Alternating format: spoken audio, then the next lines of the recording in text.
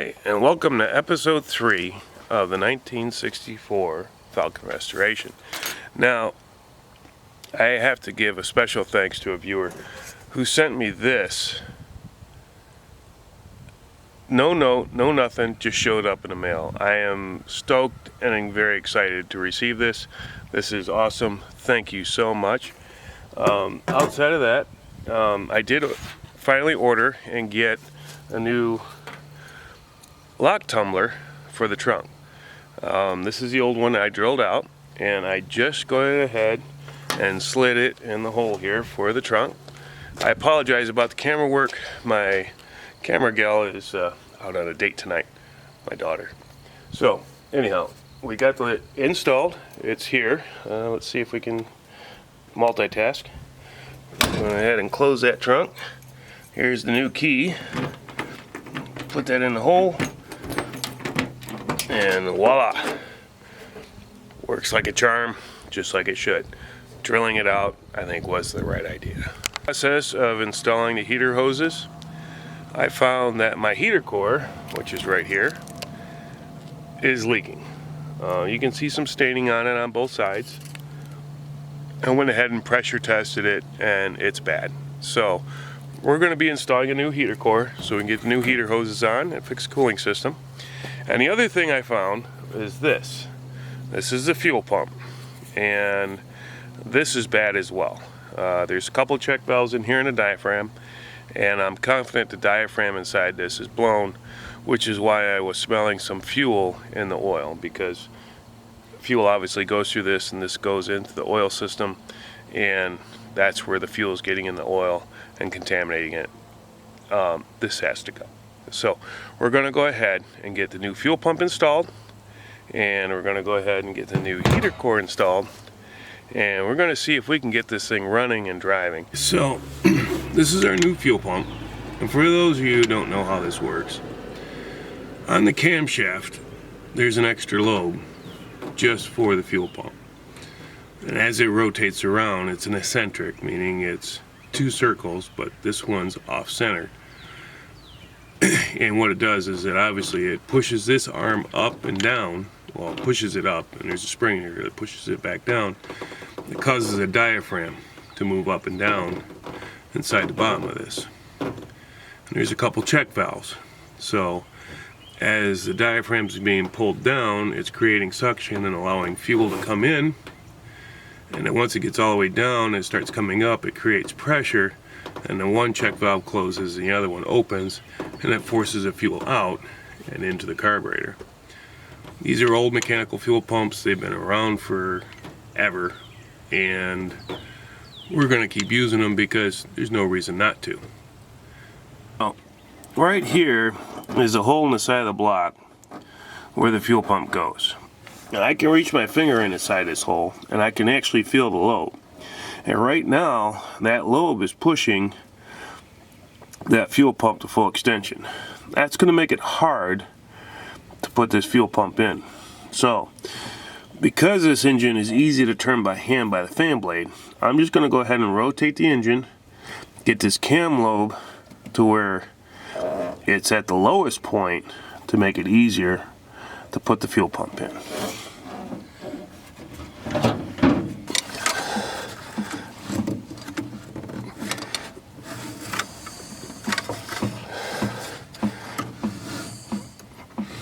Alright, so I can feel in my finger we're now at a low spot on the camshaft. So let's go ahead and get this fuel pump in place. Alright, so we're just going to get it here in the hole. Get these two bolts started. And I'm already seeing a problem here. And that's not a good problem. Ports on the new fuel pump on the opposite side of the old fuel pump. So we may have to reconfigure some fuel lines to make this pump work. Not cool, not happy about it, but the other option might be, I don't know if it'll work, but we put it in backwards,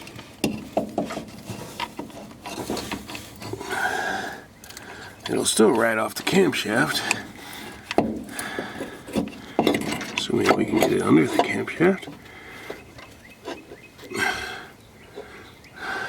Nah, that's not going to work either. Alright. We'll go ahead and get this figured out. Alright, so we got the fuel pump installed, last you guys saw. I did have some issues with it. Fuel pump's down here. The fuel lines on it were backwards. They're pointing out this way instead of out that way, which is how the old one was. But then it turned out it had another problem. I got it running and it was pouring fuel out the vent for the carburetor. And I thought for sure the needle and seat or the float were bad, and I took it all apart. The float was misadjusted, but they weren't bad. So I hooked up a pressure gauge and I found that I had almost 15 psi of fuel pressure. And you don't think that's a lot, but for a carburetor, 4. So there's something wrong with this fuel pump. Now, what I did, just to make it work for now, is you'll see I put a T here and a T here. So as the pressure comes out of the fuel pump, it's going through this T and goes up to the carburetor. Inside the T here, I put a small orifice. And what that does is it allows the pressure to bleed back and feed back into the pump. So I've literally made my own fuel pressure regulator, if you will, but it works. And right now I'm concerned about making things work. So we got that done. As you can see, I got some new plug wires on here. They're a little dusty, but I got those on there. Obviously the radiator and stuff, we got that done before. Some of the other things I did, we've got a new master cylinder installed. Hard to see, unfortunately. Other than that, I did replace the brake hoses and the wheel cylinders, but the brake shoes and the hardware and all that stuff was still in good shape. I was completely shocked when I went to take the brakes apart and I could slide the drums off without a hammer, without any severe anything. They literally just, that doesn't happen for me. I'm originally from Michigan, and that stuff just rusts and you got to beat the heck out of it. It was really nice change. So got all that done. So where I'm at now, I just got done changing the oil, and I'm going to get it fired back up here, and I'm going to make sure my timing's set, because when I drove it a little bit yesterday, it felt a little too far advanced, causing it to want to stumble and do some weird stuff. So let's go ahead and fire it up and hook up a timing light and see where we're at. We're going to have to let it warm up a little bit, so we'll be right back.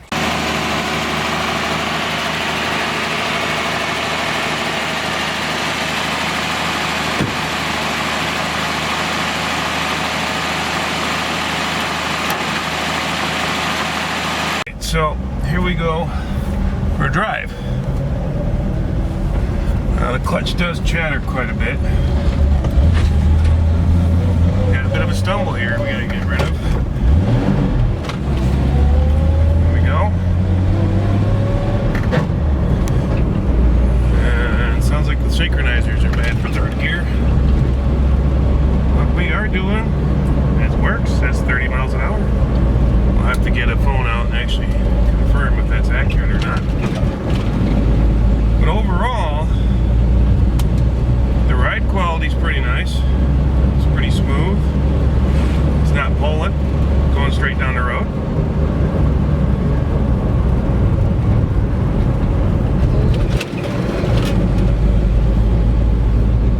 So yeah, I think we got a winner here.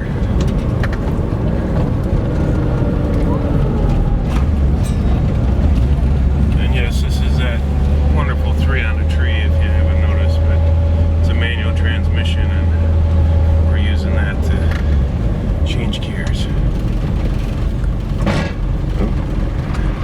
Synchronizers are bad for first too.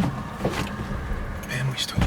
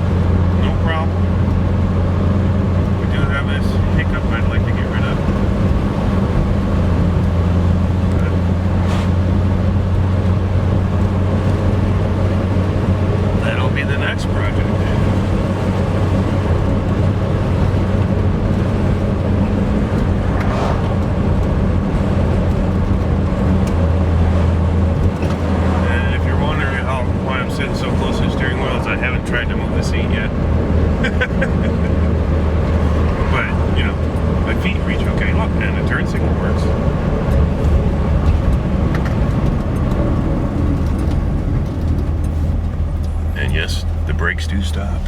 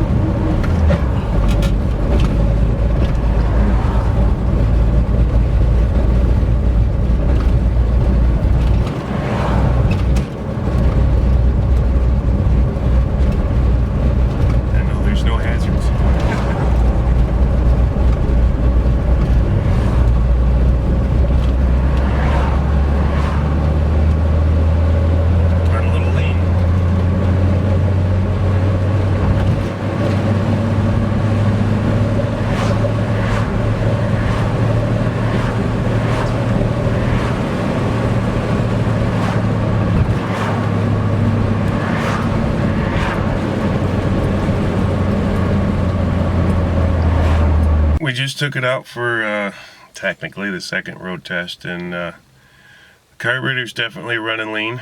It's giving us a lot of herky-jerky stuff going on, but I found it does have a manual choke, and I found when I gave it just a little bit of choke, it cleared up and ran a lot better. Definitely gonna need a clutch. It's chattering pretty bad, but might look into that transmission. Definitely got some synchronizer issues going on with first and third gear. So, but that's the project. Make it right. So, until next time, again.